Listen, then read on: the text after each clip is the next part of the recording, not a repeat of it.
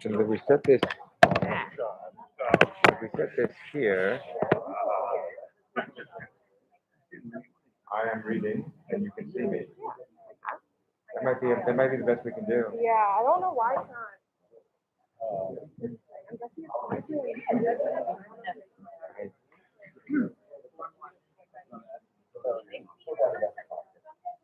Click on the camera thing now.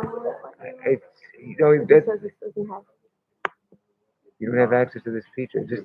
It's so irritating because it seems like manage. Let's manage right there. So merge.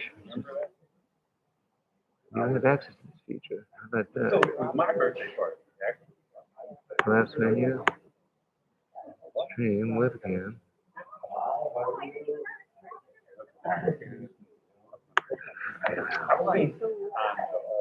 But I think we might just have to go with this. Yeah. And say At least that's it's the best we connected to can do. the Ethernet. So it's not doing that bad. my birthday was That's all right. It's all right. You know. We want to know what you're going to find.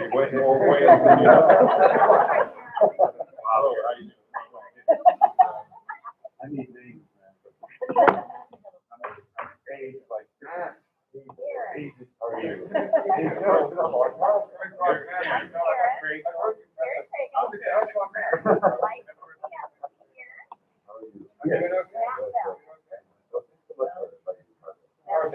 That's always like 20-14 minutes.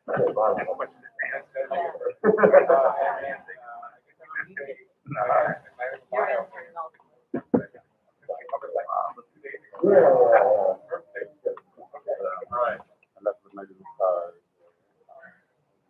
My daughter's boss.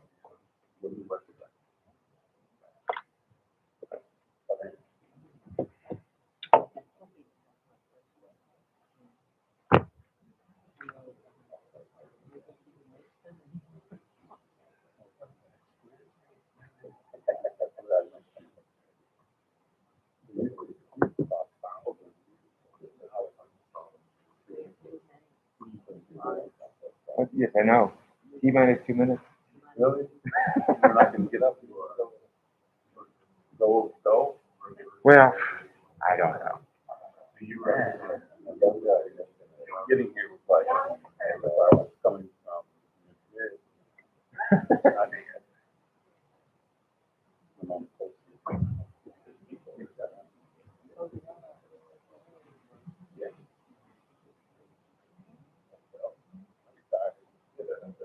Well, years ago. Yeah. Why did this?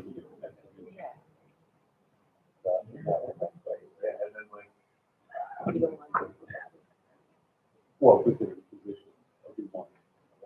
Yeah. The auto,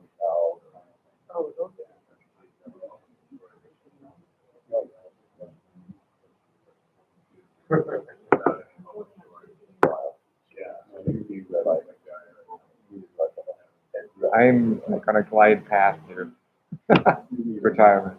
Or leaving teaching, anybody that's making up. I'll keep writing as long as I've got hands to get a keyboard. But I'm getting tired. Or I'm getting tired of dealing with the administration of the university. Yeah, even it's changing so much. Yeah. It used to bother us. It's happening everywhere. Everybody I've talked to at the whole conference, they all have, it's like we could all swap stories.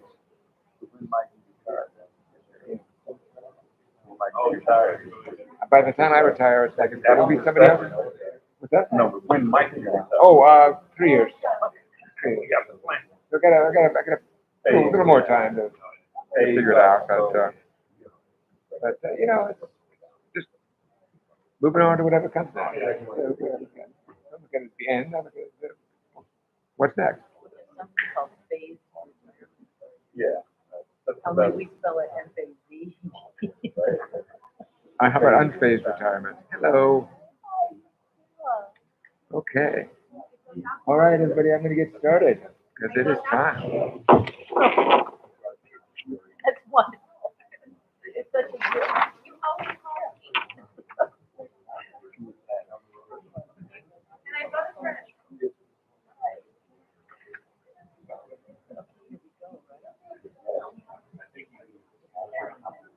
Okay, here we go. It is the first session of the last day of the 2022 AWP, and I'm very happy you are here with us. I'm Lawrence Coates. I'm the Director of Graduate Studies and Creative Writing at Bowling Green State University. Thanks for coming to the reading, celebrating the program's 50th anniversary. It's really the 52nd anniversary, but because of COVID and a few other things, we're just calling it the 50th anniversary reading anyway. I'll talk about the program and the many contributions our graduates have made to the literary culture of the country. More this evening at the reception, and you're all welcome to come to that. It is at 6 p.m., floor 3, room 302, 303 at the Marriott. Also, our booth, the Mid-American Review BGSU booth, is booth 911. It's right at the entrance, so probably all of you have been by it at least once already. Since we have 5 readers and a limited amount of time, I'm going to introduce them all right now, and then they'll read in turn, so don't waste time with me standing up and sitting down. We're going to read in reverse order, since youth must be served. I guess that counts as you, Matt. In this crowd, anyway. Youth must be served, starting with the most recently graduated MFA. So, Matt Bell, MFA 2010, is the author most recently of the novel Appleseed, a New York Times notable book. His book, Refused to be Done, A Guide to Novel Writing, Rewriting, and Revision, has just appeared, like the publication day was 2 days ago or something, from Soho Press. A native of Michigan, he teaches creative writing at Arizona State University. Mike Cisniewski, MFA 1997. Oh, I've got it mixed up. Karen Crago, MFA 2000, gotta get the decade right, is the author of No More Milk, and most recently, Passing Through Humansville, great title. She served as the 5th Poet Laureate of the state of Missouri from 2019 to 2021.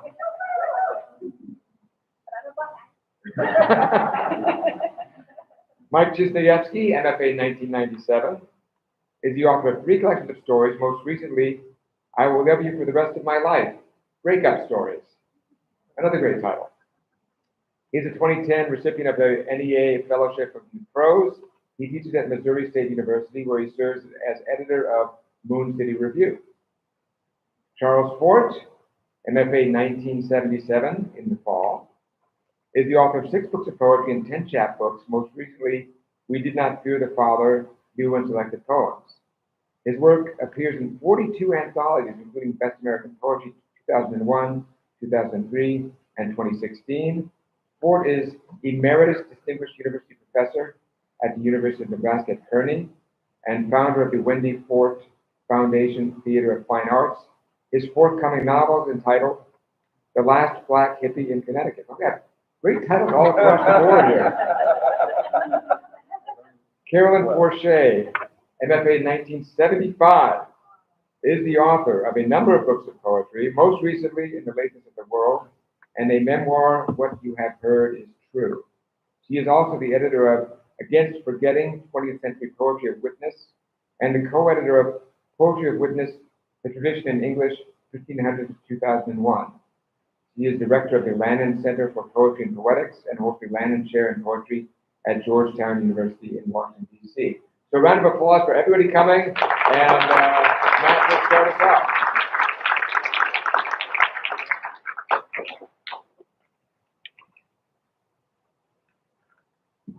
That's all, Lawrence. Thank you so much, Lawrence, for hosting us today. Thank you all for being here. It means a lot to me to get to read here. I'm going to read just the opening of my novel, Appleseed, that came out last year. I think you have to know a lot to hear it at the beginning, but this part of the novel is a mythological retelling of the Johnny Appleseed myth. If Johnny Appleseed was a half-human, half-animal faun from Greek mythology. This takes place sort of coming into Ohio, so maybe a little bit of Ohio.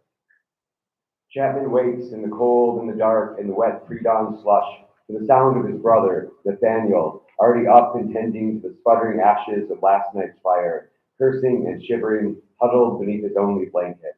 Despite Nathaniel's ministrations, the coals beneath the ashes stayed dead, the gathered wood wet, breakfast impossible.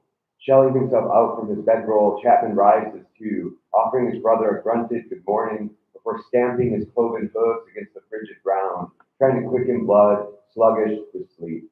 As first light breaks, he stalks silently away from their campsite, climbing the last ridge line of this Pennsylvania mountain pass to watch the night's rainfall trickle off into morning mist, admiring the fine accidental melody of clean water falling branch to branch. A moment later, dutiful Nathaniel follows along, dragging their bags and tools where Chapman waits upon his outcropping of rock, one clawed hand raised to shield his golden eyes as he surveys the forest they'll cross today. Snowpack still jamming the forest shadows, sparkling ice coating its swampy glacial petals and irregular lakes. All this waiting beauty backlit now by the red shroud of sunrise, the new day's dawn setting aglow a vast world not yet fully explored. This, brother, Nathaniel says, placing one calloused hand on taller Chapman's bare brown shoulder, waving the other out over the territory below. This is where we'll make our fortune. Pointing out the first landmarks they're due to cross today, Nathaniel traces a path out of this mountain gap and down to the slim strand of tilt earth that gives entrance to the Ohio territory. Then the way beyond into the unsettled, unmapped forest swamps of the interior, past the river bottomlands and sheltered ravines, where they sowed last year's nurseries for the next uninhabited acres where they'll aim to plant this year's seed. As Nathaniel happily details his plans, Chapman smiles his much practiced smile, his sharp teeth sliding from behind his broad lips. Look, brother, he interrupts, pointing out dim campfires barely visible through the morning mist, flickers of flame and smoke rising from far-off sheltered dales. There are so many more of us this year. Every year, these fires move deeper into the landscape, each one a distant sign of strangers come to expand the human mark, to put the lands where Nathaniel has taught Chapman our rightful uses. Here are settlers hunting and trapping and gathering wild foodstuffs, cutting down trees and tearing up rocks to make room for placeholder farms, making way for the towns to come, while others tap trees for sap and hang tin sugaring buckets over hot coals, sometimes passing the time with amateur fiddling, the inviting sounds of their instruments hearing across even the most desolate, starless, moonless night. Together, the brothers measure again the increasingly believable potential of this territory, its wilderness cleared by war, then emptied by treaty. As he has at the start of every other year's journey, Nathaniel tells Chapman again how this taken land can now be brought to heel by industrious men, how by many hands the foundation of a new civilization will be laid here, the land year by year made ready for the coming of more people, until one day the uncultivated earth gives way to what Nathaniel says will surely be the grandest of cities, each graced by the tallest buildings and the widest avenues, all populated by an endless parade of hardy settlers, planting horizon-busting fields of wind-tilted golden grain, harvesting fruitful orchards planted by these two forward-thinking brothers. Chapman and Nathaniel and these others gathered around their distant fires are only the first to come, he says. Even if our industries should fail entirely, Nathaniel concludes, surely we will not be the last. Nathaniel has said this for 10 years now, the same lines recited from the same mountain pass at the outset of each year's venture. It's time to go, Chapman says, suddenly impatient with his brother's story. He ties his bedroll and his tools over one bare shoulder, slings his leathered seed bag around the other. The morning air is chilled and damp, but the bark of his skin keeps him warm enough that even in winter he wears no shirt or coat, only a pair of trousers hacked off above his inhuman knees. He dusts the last of the night's frost from his flanks, then whinnies lowly, stretching tall to rub the smooth shells of his curved horns with his clawed hands, first his broken horn, and then its intact twin for luck. Nathaniel laughs, then mimics his brother's superstition, rubbing his own bare temples, where just recently a few gray hairs have started creeping through the brown. Meet you at the river, Nathaniel teases, sidestepping onto the narrow traced path leading down the ridgeline, if you can catch me. Nathaniel rushes to build a slim head start, but his advantage doesn't last long. A moment later, Chapman surges past him to drop down the steep plunge of the mountainside, his hooves sliding precariously on loose scree as he picks up speed, the joy of moving fast filling him from the inside out, his spur standing on end, his heart leaping with happy effort. He quickens his pace with every step until a barking cry rips free of him, the sound of his voice foreign enough to this territory and every other to frighten all the nearby roosting birds into sudden startled flight.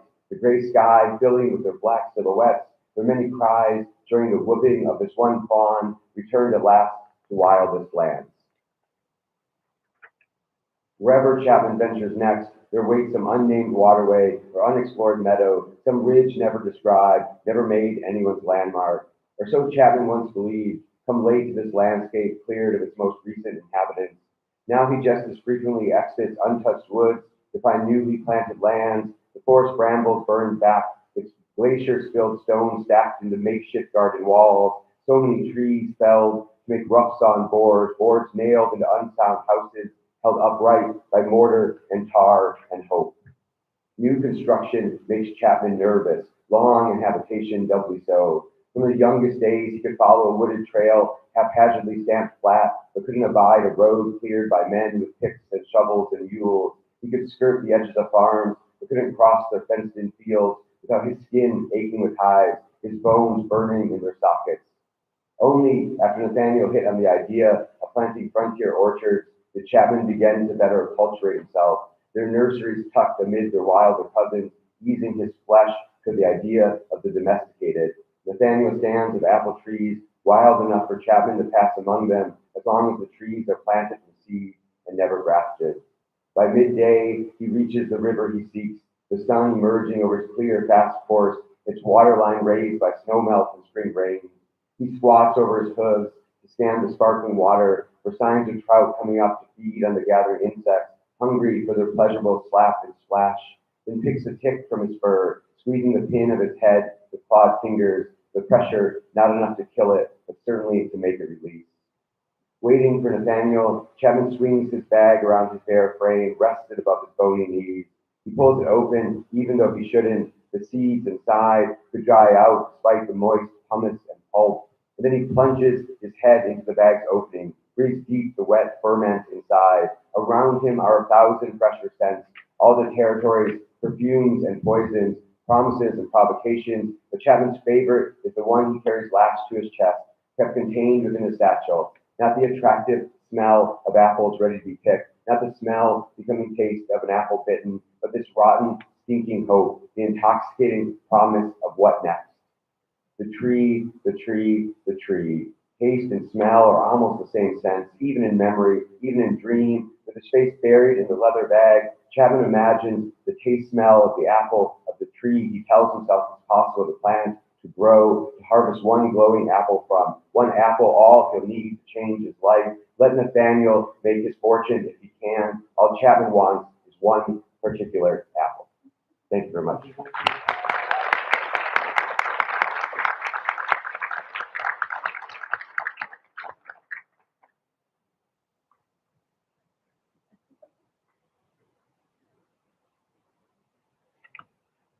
Hi, everyone. Nice to see you out so early. Thank you. I know what you were doing last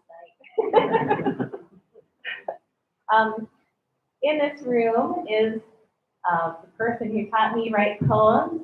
His name is George Looney. He's right there. Wave. So everybody can see you. Right? The Bowling Green. And I love him so much that I'm starting with a poem by him. Called a switcheroo. This is called To Account for Such Grace. Some nights, light's particle nature is italicized by the downward emphasis of a steady rain. History is the distance between what happened and what we say happened.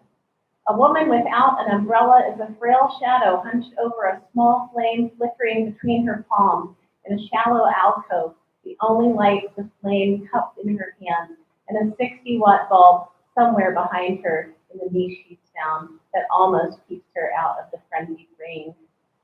If this were being painted in 16th century Florence, the woman would be a statue of the only woman the church could love, the Mother of God, the Son, and cupped in her delicate, trembling hands would be the burning heart of God become man, having flown out of his dying chest with the last wheeze from the cross. Rain in the painting would be an occasion for the artist to show off his brilliance with reflective surfaces, nothing more. History might ask us to ignore the woman's hands, the calluses, how they tremble and seem too delicate to hold up under her grief. No matter is as delicate as light, or as alluring as the face of this woman having a smoke, waiting out the rain. Entire histories have been imagined to account for such grace.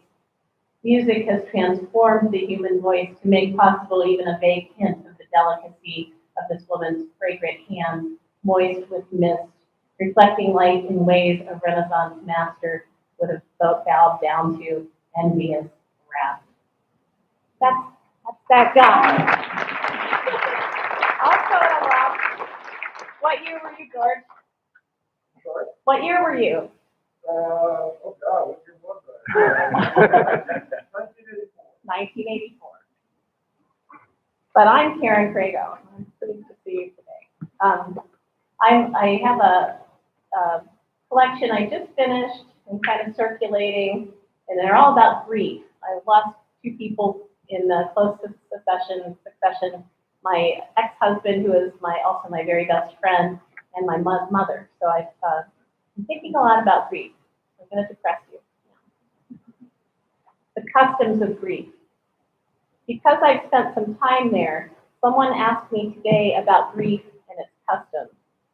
I thought of it then as a line at the airport where you dare not sneak in the barbed, misshapen fruit of that country, nor its national dress made of ashes, nor its currency, which you carve from your own skin like an apple peel that you try to keep in one piece. I have a lot to declare. I've smuggled more than I can carry, though I know I'll be back many times, maybe take up residence by its salt sea, its anthem fixed on my tongue. Oh, thank you. All you can think of is loss. That crafty snake that slips in at the neck and moves to warm itself on any part it touches. It slides down to your sternum and beneath your breast and presses so you won't miss the fact of it. That grief has made Medusa of me is clear when I sleep. Dozens of baby griefs curled up beside my head, warming my brain. That not of vipers, though I don't know what we have against vipers, reduced as they are to nothing but desire and a muscle that pushes where it leads. They're a bit like we are, feeling our way in absence of a lodestar, snaking through Earth's ribs in search of the hot red heart. It's cold down here, and we don't know how to back up to that dazzling circle of light.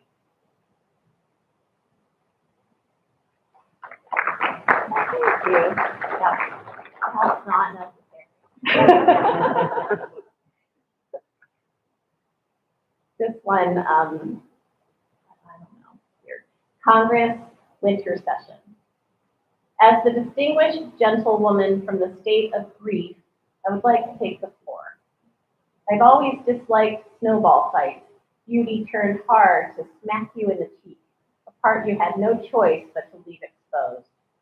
And snow angels disappoint, the inevitable footprint in the heart space, face blank and aloof as the back of a head. I propose a resolution. Let's reconvene on the mall to catch snowflakes on our tongue.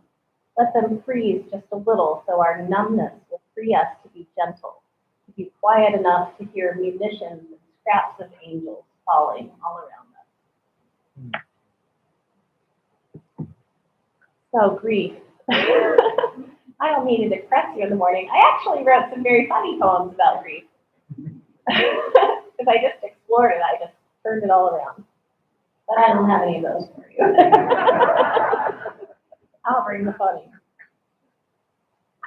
Sunday, I forgot I missed you. Sometimes grief is nothing much. It's the knock you pretend not to hear as you keep puttering, the kettle you just as soon ignore for as long as you can until you can't. Its keening is hot and scrapes your ears. I've tried to lose the loss of you, but it seems to have dug in like a tumor or a tick. I haven't thought of you in days, and there are days not thinking of you is the only thing I can think about.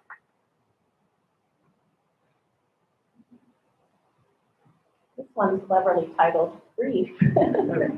About 10 of them are.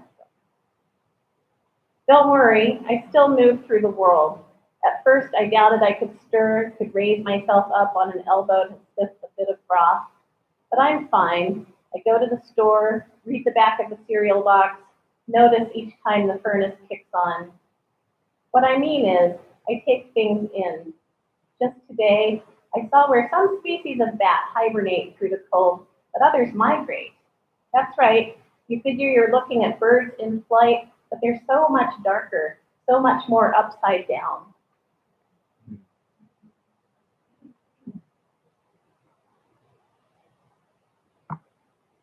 So in thinking about grief, I, of course, thought about even my father who died 25 years ago and my mom who died more recently.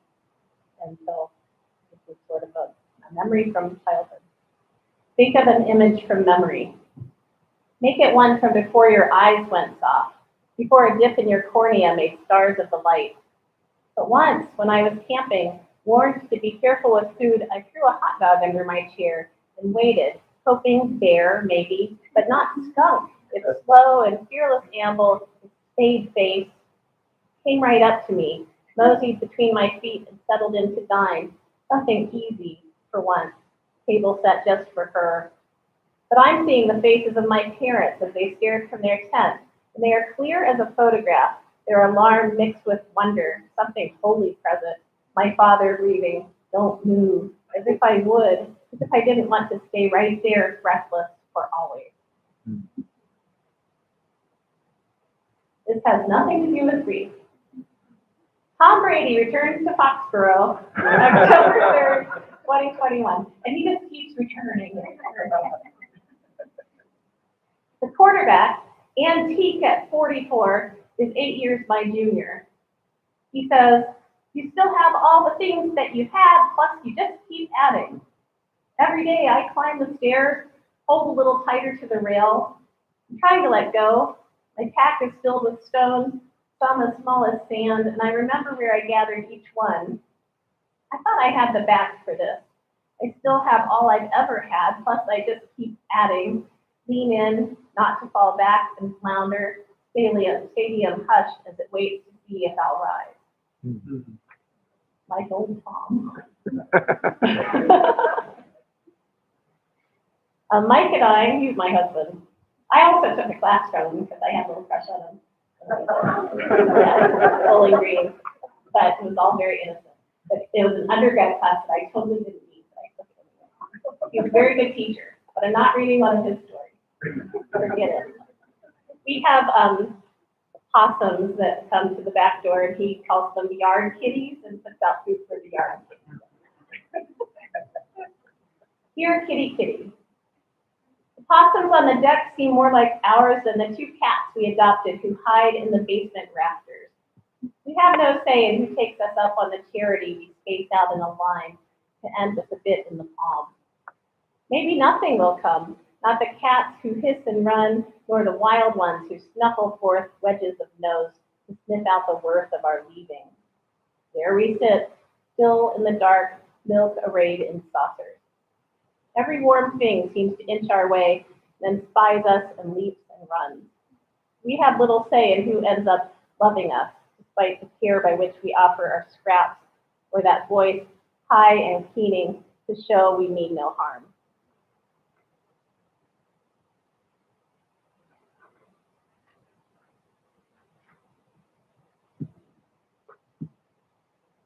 And I'll end with this one. You know the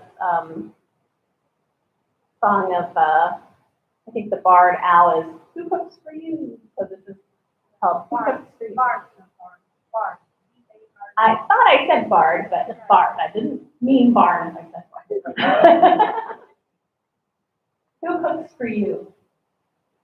I ask my inner being why I'm here, and she gives up only silence. Fine. Just sit there with your beak stitched shut and your head on backwards. I've got things to do anyway, like write a dodgy poem or wish it were a better one. Last night as I rode towards sleep, something visited, a voice that said, you are a light trying to be turned on. But I think I may be a dark switch that floods each space with ink. I used to feel shame at the dumb words, the ones that get us in the poem's door like rocks stacked up as stairs we understand we need to kick away the moment we get inside. Check any notebook of mine. You'll see row after row of obliterated words, X'd over and scratched out, or covered with random letters meant to foil a first draft spy.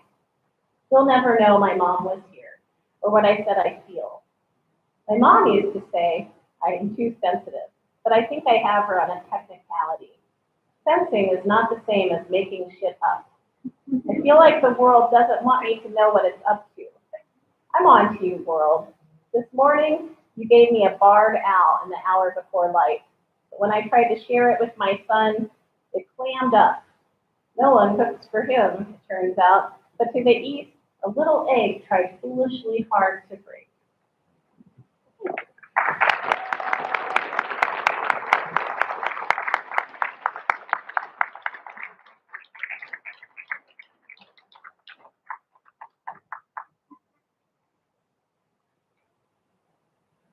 Okay, I have to follow both those writers. That's really tough. When you get chosen for something like that, that means that's what you have to do. But hi, I'm Mike. I was at Bowling Green for 18 years, so that means I knew 20 classes of Bowling Green MFA students, and there's a lot of talent in that group. There's a lot of people in this room. There's a lot of people who couldn't make it, and it's really a great honor to be chosen to be one of the people up here amongst all those great people that formed me as a writer and as a person for so many years. I will say Karen and I might be the most Bowling Green people because not only did we meet there as MFA students, but we also we got married at Proud Chapel on campus where we have the readings, and we had our wedding reception at the Union on campus. So beat that. Your Falcon Flames. Yes, Falcon Flames. I've noticed that. I think I've seen probably in those 18 years there, I saw about 12 couples get married. And this is the weird thing. It is always a poet and a fiction writer. It's never anybody in the same work. That's it's always like weird like that, where it's like, yeah, we like you, but nothing. So I'm going to read two flash fiction pieces, one of which I came here and realized that the last paragraph is cut off. So I have my phone open like that. So I'm that person reading off my phone for just a couple minutes. This story is called Possum. Oh, right. We all got together and we said we're going to use 3 words in all our stories. It's going to be tick, possum, and apple. And I only got 2 of them. Okay. You guys didn't get that email? Oh, I'm so sorry. Okay. So, possum. The day my dad moved in, he befriended the possum that lived in our backyard.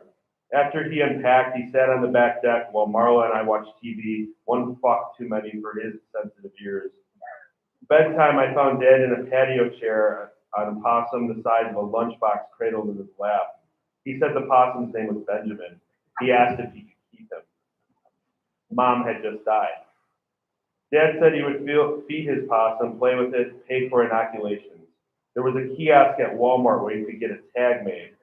He showed us 5 links on Google proving possums couldn't carry rabies, 3 videos on YouTube, families with possums as pets. He said, please. He sounded like me when I was in high school and I wanted a Gila monster. Gila monster.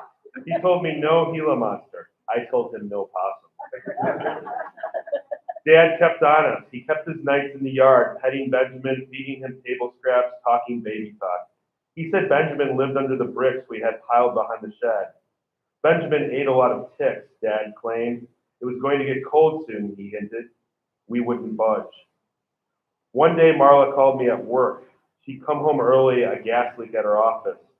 She found Dad sleeping on the couch, the possum twirled on his chest like soft serve ice cream. I told her I'd deal with it when I got home. She replied firmly, now. I told my boss I was taking a half day. When she asked why, I said my house was on fire. Dad and I had a talk. Benjamin had been living inside his room, he admitted. He showed me the bed he built in the closet from egg cartons and yarn. A stench smacked me in the face as he slid open the door. Dad put Benjamin outside, promised to leave him there. Later, we heard Dad through the wall, bawling all night long. Mom had just died, Marla reminded me. Dad had to move in after he burnt out his kitchen. It was the night of Mom's funeral. He was heating a can of soup, the can with the label right on the burner. He'd never lived alone, never fended for himself. He'd blow himself up within a week. Dad died 3 days later, the 3 days after Marla found him and Benjamin sleeping on the couch. He'd driven his car off a guardrail, off an overpass into the river. No body, the police explained. Dad was heading downstream, downstate. He'd be found sooner or later, maybe post-thaw. We held a funeral.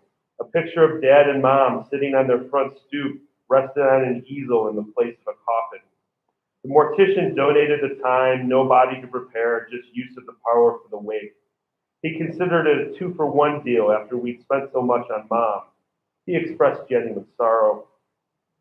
The night of Dad's funeral, I sat on the back deck. I waited 2 hours for the possum to waddle up. I offered chicken bones and a dish of rigatoni as bait. The opossum didn't show. The next night, the same, using better scraps, bacon and eggs. Nothing. The third night, when the possum didn't come, Marla suggested Benjamin had been in the car with Dad. Wherever Dad had been heading, he took his friend with him. It was a plausible explanation. Still, I checked behind the shed. I used my phone flashlight to scan the bricks. I moved one brick, then another, tossing them behind me. 20 bricks in, I saw my father's face, squinting in the light.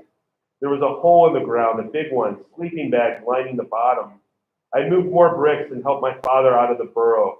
Benjamin followed, curling at Dad's feet. Inside the hole, I saw protein bars, water bottles, and Dad's prescriptions. A black and white photo of Mom in her wedding dress leaned against an unlit lantern.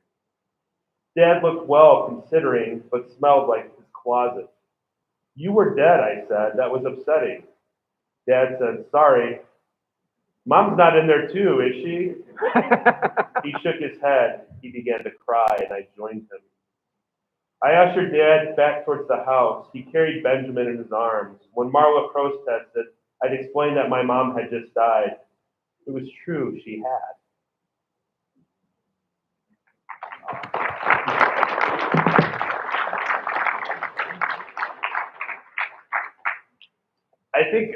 I live in Missouri now, and I think the state bird is the possum in Missouri. And I know I'm supposed to say possum because somebody the other day pointed at that word and said, "How do you say that?" I'm like, "Possum." They're like, "Good." But it's really hard when you read that word over and over not to say opossum, especially when you put an opossum in text. So if I was getting that wrong, I'm really sorry. Okay, I have one more short piece. This is called Trick. My father wants to, I'm working on a book of dad stories. Well, I'm done with the book. That's the book I just finished and circulating. But it's a book of dad stories. This is called Trick. My father once taught me this trick. If ever I can't fall asleep, I should imagine undressing a woman. I should start with a woman I want to undress, which I knew would be easy because there were lots. I should next imagine the woman in a specific room, the kind where we could be alone, my bedroom or maybe the living room when my parents weren't home. I should picture the time of day, the light quality, what time of year it is. I need to know what the room smells like too, a robust candle burning, maybe some potpourri, make my brain smell its smell. After that, I should create a scenario, one in which the woman comes to this private, specifically lit, memorably smelling place. It could be a date or study session, or better yet, something more creative. Perhaps her car breaks down in front of the house and she needs to use our phone. Maybe it's raining. Then she needs to get warm and out of her clothes. From there, I could begin. I should start with accessories, big rings and bracelets, any dangly jewelry, making sure to place it somewhere it won't get lost. Then the shoes. The woman should be wearing shoes, the kind that need untying and pulling off. Boots would serve me best. The higher, the better. Next, her belt, if there is one, and there should be. The pants should be a challenge. Definitely pants, not a skirt, and certainly not a dress. Much too quick to remove, while pants need to be unbuttoned, unzipped, tugged from the hips. I should then undo her blouse, at least 6 buttons, if not 7 or 8, letting the parted garment fall off her shoulders. This leaves her in just her bra and panties. At this point, I should take a step back and conjure a garter and stockings, fishnets or hose. While unclasping the stockings, I should take care to imagine the hardware working each clasp as it comes undone in my fingertips. Then go to the stockings, one at a time, the woman's heel up on my shoulder. After that, the garter belt pulled downward, careful to leave the panties in place. And while I'm at it, why not a bustier, or better yet, a corset, the kind with the X crossings in the back, which have to be untied and unlaced. I should imagine each crossing coming undone, the aglets pulling out of each and every eyelet until she's free. My father stopped. I asked what came next, for bra or underwear. He didn't know. He'd never stayed awake that long. In fact, he'd been winging it since the pants, and he'd only gotten to the pants once. I'd asked how long he'd been using this trick, and he said since he was my age. Otherwise, he'd lay awake and stare at his ceiling for hours. I asked him if this is why he slept in a different room from my mom. He said no, but immediately changed his answer to yes. Then sort of. I asked if I could improvise at all, and he said I should definitely improvise. That's what the candle and jewelry and garter belts were, improvisation. I asked if I could kiss the woman as I undressed her. He asked if I meant on the lips, and I said sure, but other parts too. Her feet, her stomach, her neck and back. He said he'd never thought of that. I said, really? He reminded me I didn't want to get agitated, that the purpose of the trick was to get me to fall asleep. I told him this was all pretty agitating already. Me in bed, candles lit, a shivering, grateful Mrs. Culkin, my 7th grade social studies teacher, ready for my warming. My father said it wasn't about the ending, but the process. All the eccentricities of women's clothing made undressing them complicated. That's why he chose undressing a woman over counting sheep or reciting state capitals. It was the process, not the reward, that would put me to sleep. Maybe I wouldn't want to go to sleep, I told him. Maybe I'll want the reward. My father shook his head, said that this wasn't how it worked. I assured him that everything he told me was helpful, just not the way he thought. I was 16. I stayed up until I couldn't stay awake anymore, then passed out the instant my head hit the pillow. You're lucky, my father said, spoiled. He regretted sharing his trick with me. He grunted. I told him I would probably skip ahead, maybe to the garters, if not further, see what all the fuss was about with bra hooks. I expected him to smile at this, but he was asleep, sitting upright on a stool at the kitchen counter. I considered helping him up to his room, but decided not to. He'd make his way up on his own, sooner or later. In bed, I looked at pictures of women with their clothes already off.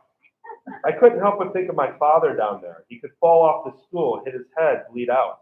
I went downstairs, brought him halfway around, walking him up to his room. We passed Mom's door. She wasn't home yet. I rested my father on his bed, which smelled like wet concrete. I undid his boots, both a bitch to get off, then pulled off his socks. I peeled off his Carhartt bibs. I worked on his flannel and t-shirt. I tossed his ball cap on the nightstand. He was in his underwear and I was exhausted, felt my eyes growing heavy. I lay down beside him, too tired to move, unsure of what came next. Thank you.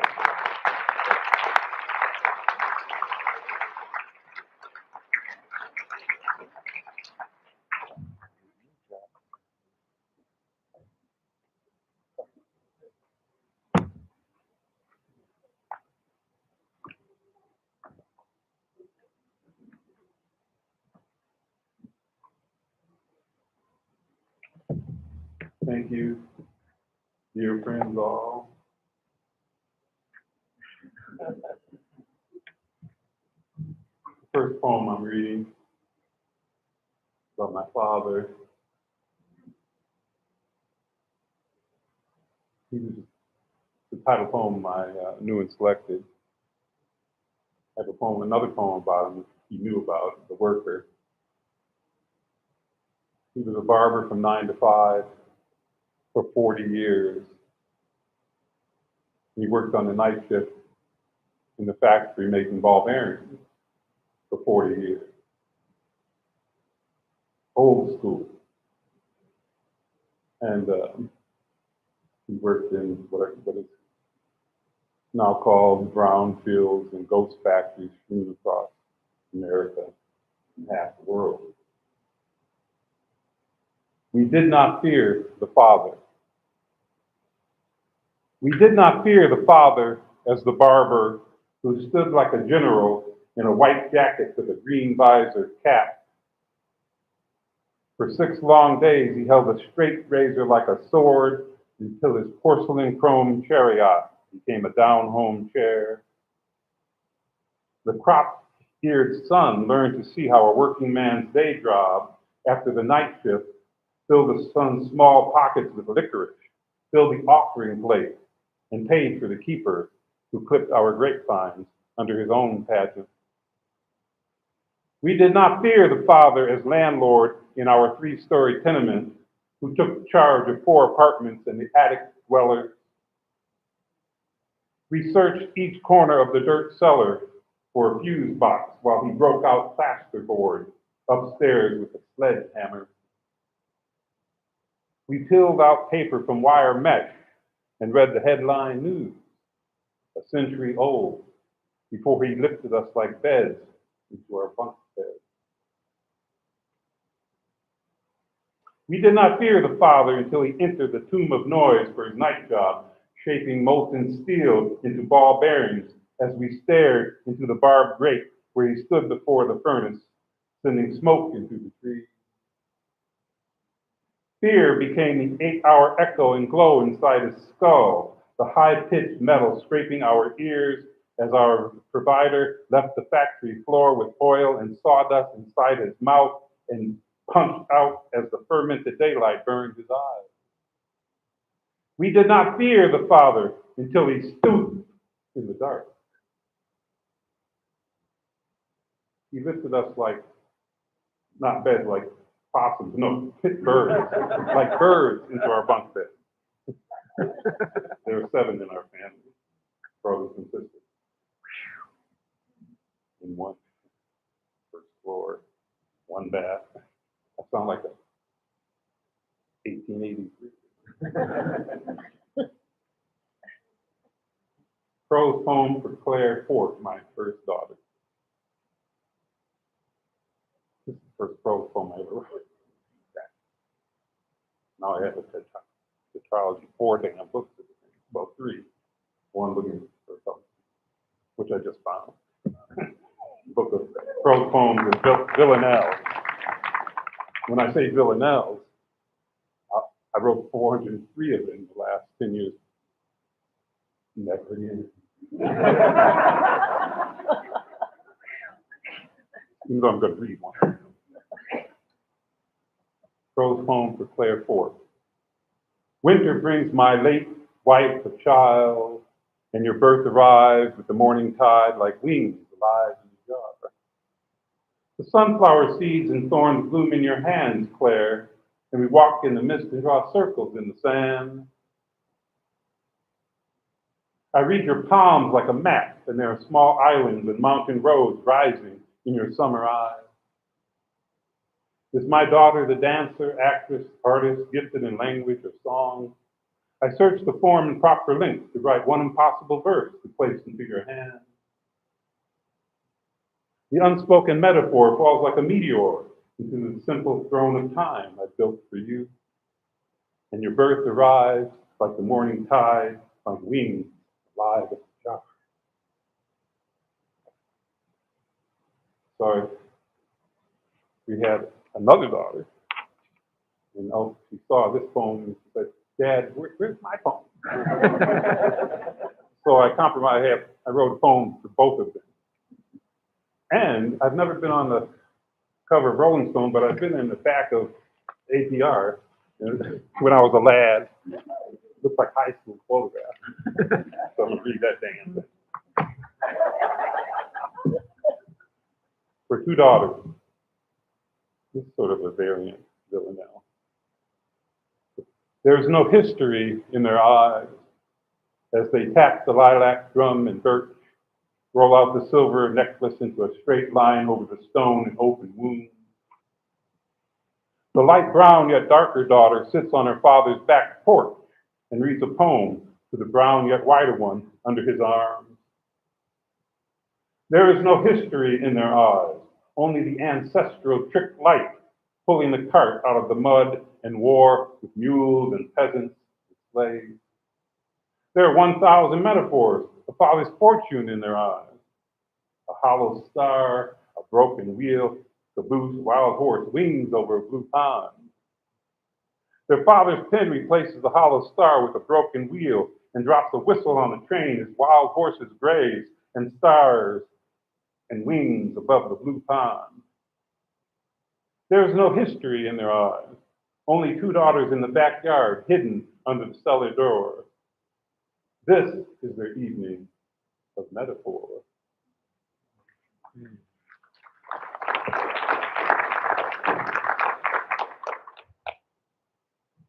I was talking to Carolyn, not about everything, but about there's a lad, I had a romantic imagination.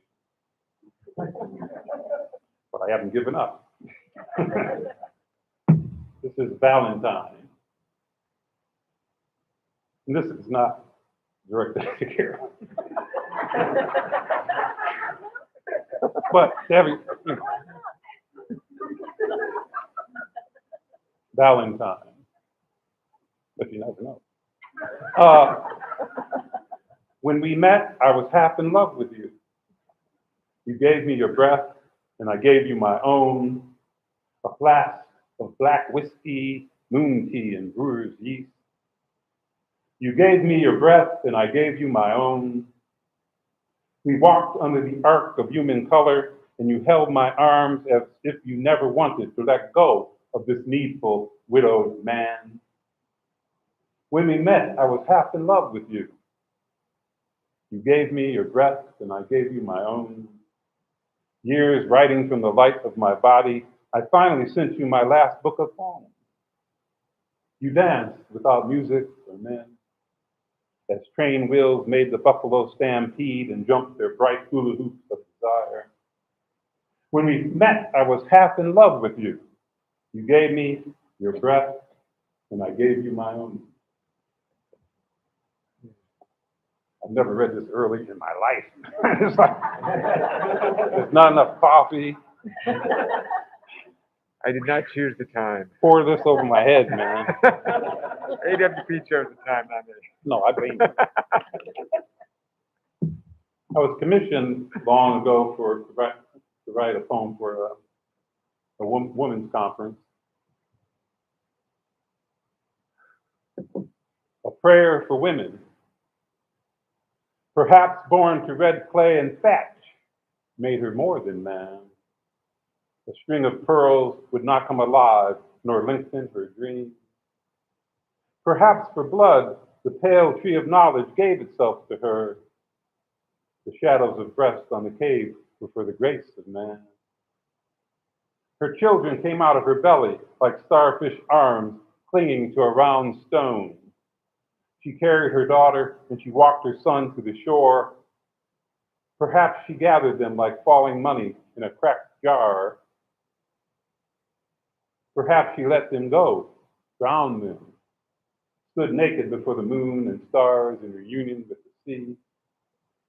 Perhaps they were the black faces found buried in the ghost towns of South Africa, the white hands holding baskets of bread and wine found smoldering in the bogs of Europe, the yellow curled feet found on the mud farms of Asia, the brown legs spread apart by the rat-head men rising with each flag of this world.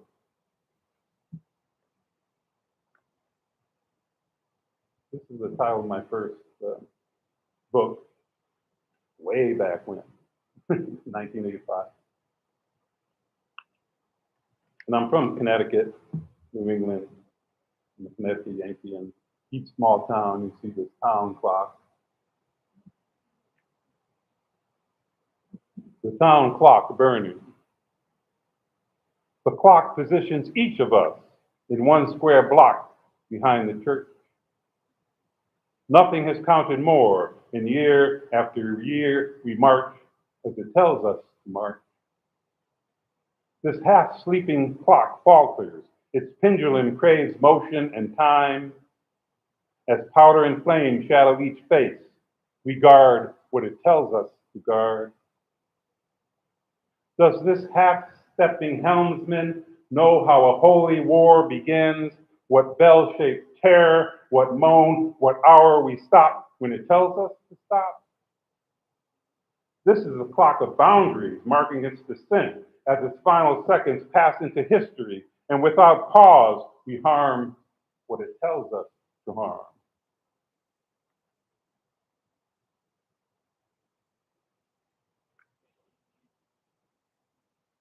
Two more. Race War is a poem based on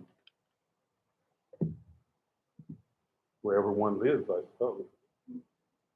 And I have two lines quoting Tennyson's In Memoriam.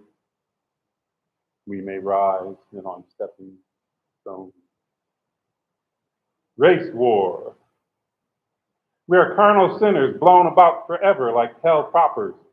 Hail St. Francesca. We are face to face. We are reaching out, but we are not alive anymore. Nothing like love here tonight between races that moan, rocks that rise, and the kindness that wounds, aches, and whimpers. This is a moment in history that refuses to sit still, and our hands become great serpents in a battle without victory. In this town, we exchange blows on our shapeless faces until our eyes meet like playmates in a meadow. We are children of circumstance, slave ships, and reckless stars. And there are few hours left in this world that we may rise on stepping stones, taking our dead selves to higher things. We lead each other away from each other, odd and sightless creatures. This moment is against us. Ripe and cunning, earth is not sufficient, and earth is our only companion. I'm going to end with villanelle. I'm not going to tell you which number of the 400. We're going to have a book of prose poems and villanelles together. I think it's a nice kind of combination. Or so they think. What do I? This is in the Best American Poetry 2016, Edward First editor. It's based on, I walked into a cafe, saw a young woman, and I assumed the mother and the daughter was weeping in the middle of the day with her mother, and they sat down together. She'd obviously dementia, Alzheimer's, whatever, observing this poem came from that. And I lost my mother to Alzheimer's just a few months ago, 95 years old, flare up. But anyway, one had lived in a room and loved nothing. One had lived in a room and loved nothing, full of spiders and what memory remained. One had loved and she had forgotten things. Clock stopped at aeroplane lost in the dark. And who was that voice on the telephone? One had lived in a room and loved nothing. It was a rare sleep in helter-skelter. One awakened a half-blessed fool, charmed. One had loved and she had forgotten things. One had lived in a room and loved nothing, left alone in her wedding gown and throne. Who gave her a mantis kiss as jazz played? The faceless lover and last known address, a writing pad and table overturned. One had loved and she had forgotten things. What was day or night with no hours left, and who were the two in the photograph? One had loved and she had forgotten things. One had lived in a room and loved nothing. Actually, I have another villain. to read. I forgot about that. Speaking of forgetting. Do we have time for this? Yeah, one more. Oh, yeah. See, I'm right on this. You're right I on. learned well at Bowling Green. I had a pocket watch, you know, my father had. Workshop.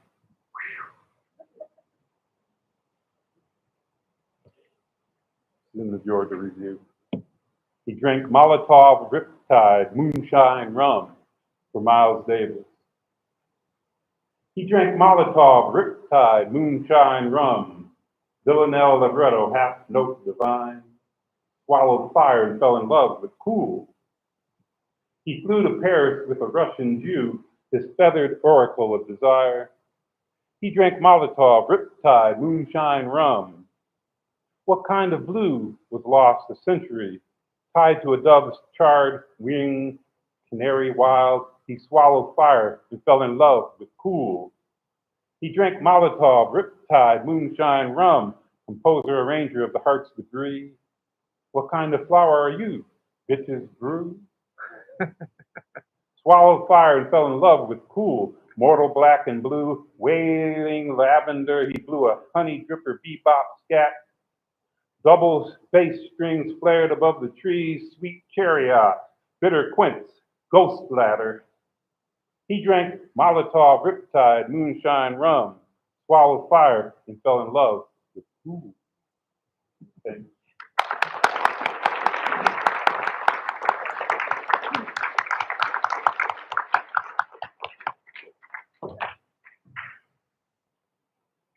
Thank you for waking up so early this morning and being here with us Falcons. I'm really honored also to be chosen to represent my elderly cohort. I finished in 75, so thank you for inviting me. I'm going to read from The Lateness of the World, which is a recent book, and it doesn't have any poems titled Possum Take Apple, but I just got it in there, didn't I? So, okay. I'm going to begin with a poem called Museum of Stones, written to a friend of mine who never bought souvenirs. He picked up little stones from the ground and created a home museum of them. They were ordinary until they became part of this exquisite wall of labeled stones. These are your stones, assembled in matchbox and tin, collected from roadside, culvert and viaduct, battlefield, threshing floor, basilica, abattoir. Stones loosened by tanks in the streets. From a city whose earliest map was drawn in ink on linen. Schoolyard stones in the hand of a corpse. Pebble from Baudelaire's we. Stone of the mind within us, carried from one silence to another. Stone of cromlech and cairn, schist and shale, hornblende, agate, marble, millstones, ruins of choirs and shipyards, chalk, marl, mudstone from temples and tombs. Stone from the silvery grass near the scaffold. Stone from the tunnel lined with bones. Lava of a city's entombment, stones chipped from lighthouse, cell wall, scriptorium. Paving stones from the hands of those who rose against the army. Stones where the bells had fallen, where the bridges were blown. Those that had flown through windows, weighted petitions, feldspar, rose quartz, blue schist, Nice and shirt. Fragments of an abbey at dusk.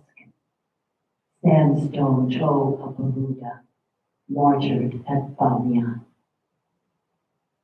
Stone from the hill of 3 crosses and a crypt. From a chimney where storks cried like human children. Stones newly fallen from stars, a stillness of stones, a heart, altar and boundary stone, marker and vessel, first cast, load and hail. Bridge stones and others to pave and shut up with. stone apple, stone basil, beechberry, stone break. Concretion of the body, as blind, as cold as death. All earth a quarry, all life a labor.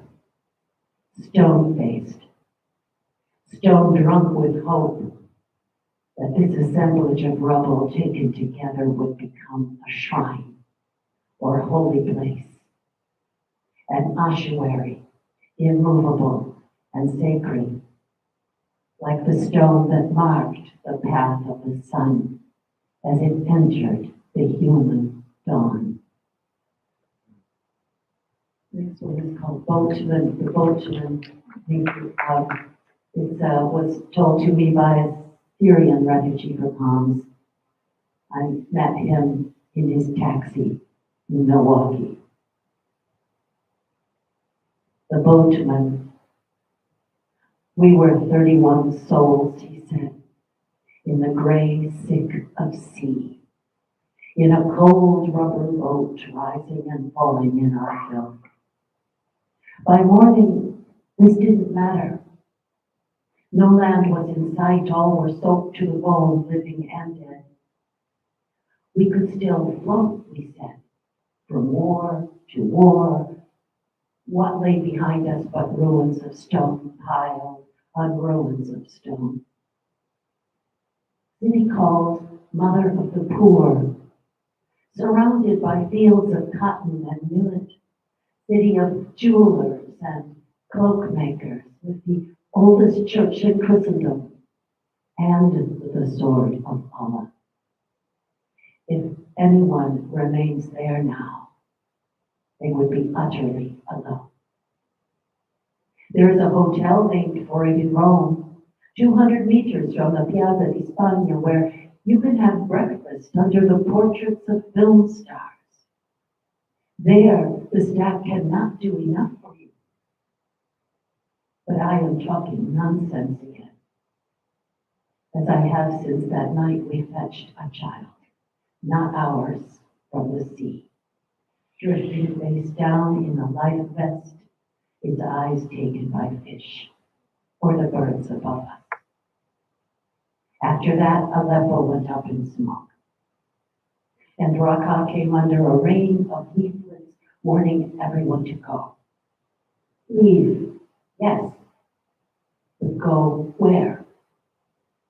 We lived through the Americans and Russians, through Americans again, many nights of death from the clouds, morning surprised to be waking from the sleep of death, still unburied and alive, with no safe place. Leave, yes, we'll obey the leaflets, but go where? To the sea, to be eaten, to the shores of Europe, to be caged, to Camp Misery and Camp Remain Here. I ask you then, where? You tell me you are a poet. If so, our destination is the same. I find myself now, the boatman, driving a taxi at the end of the world. I will see that you arrive safely, my friend. I will get you there.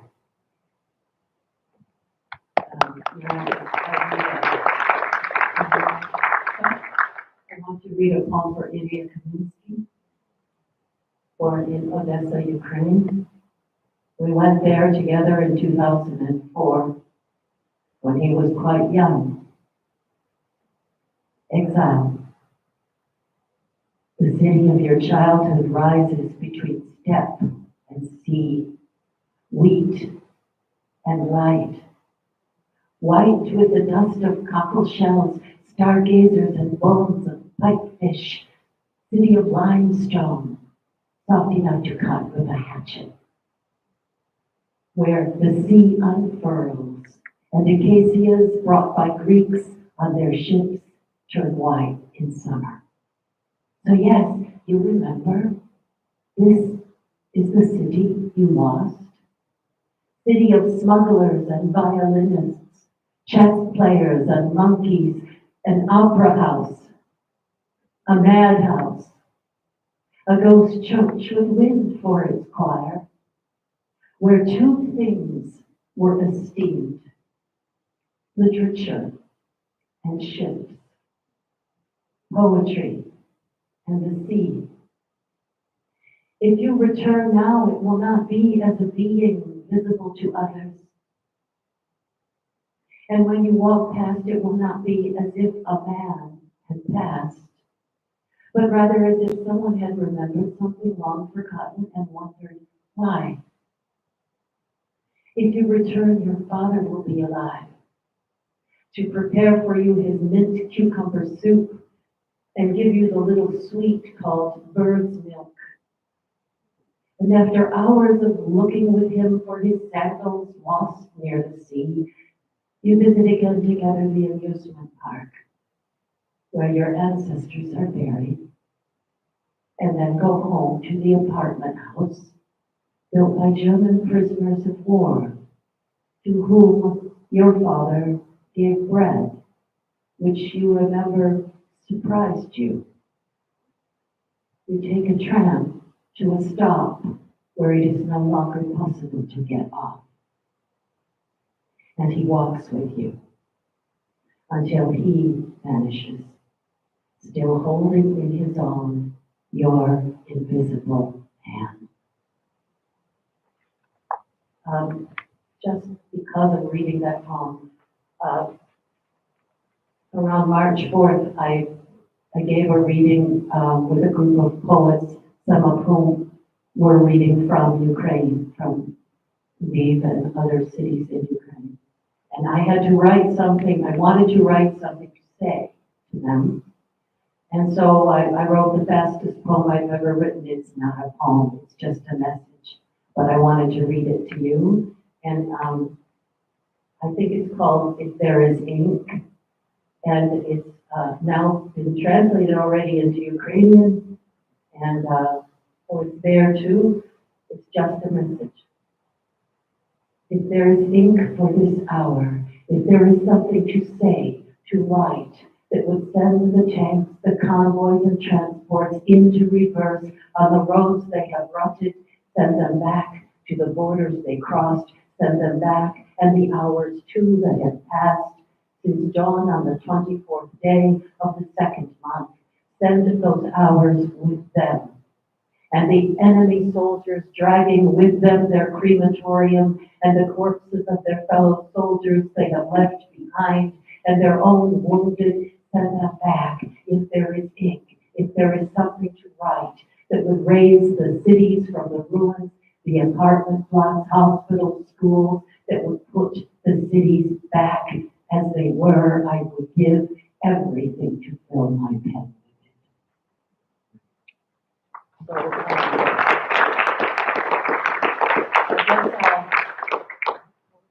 Oh, you've got 5 minutes left. Oh, wow, okay. 5 more minutes. So, okay, I'll read a poem for a poet who never published his poems in his, well, he was alive because he thought they weren't ready. And he thought he wasn't ready. So after he died, a friend of his and I went to his apartment and got the poems. And they've been published by four ways. It's called The Arrival by Daniel Simko. Simko, like, he's from the same village that my family is from in northeastern Slovakia, Bardia. So this is souffrance. It's a form of suffering, and it's an elegy. I think of you in that sea of graves beyond the city, where many stones have been left, among them mine. A little piece of dolomite to weigh down a slip of paper. I would have put your gloves and umbrella in the coffin, along with one more morning in Berlin with Tanya. An hour of pigeons rising around you, lilacs wrapped in news stories, a minute at the barricades, another riding on your father's shoulders through the garlic fields, even cigarettes left over from the occupation I would have placed there. Instead, this notebook, a pen full of ink, and that short poem by Boatman you loved, so you could go up and smoke together. You, the notebook, the pen, the poem by Boatman. In the aftermath, you are emulsion on paper, a corpse listening beneath the ground to a train passing through a Polaroid of clouds. It was Joseph who said that for all eternity, Venice would happen only once. You are a ghost then, following the ghost back through its only life. Or as you say now, there were many cities, but never a city twice. And I will close with the last poem of the book, which is for all of you who have survived chemotherapy and things like that. I wrote it when I was in chemotherapy, so, and it's a strange poem, and I have no explanation for it. It's called What Comes. Oh, and before I go, I want to tell you that I have a present for you, which is bookmark. It's up on the table, and I hope there's enough for all of you. And I hope you'll go to the little website on the bottom, and it will clear up all the mysteries, okay? Of the bookmark. To speak is not yet to have spoken, but not yet of a white realm of nothing left, neither for itself nor another, a no longer already there, along with the arrival of what has been, light and the reverse of light. Terror as walking blind along the breaking sea, body in whom I lived. The not yet of death, darkening what it briefly illuminates. An unknown place, as between languages, back and forth, breath to breath, as a calm in the surround rises, fireflies in lindens and ache of pine. You have yourself within you. Yourself, you have her. And there is nothing that cannot be seen. Open then to the coming of what comes. Thank you very much for coming to our event.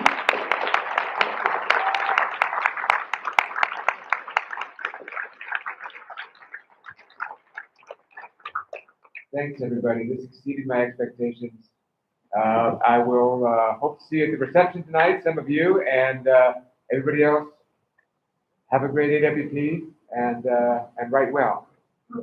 Thank you all.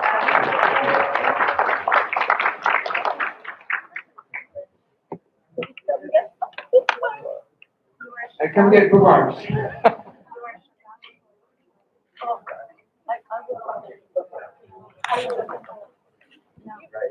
Bye, live stream.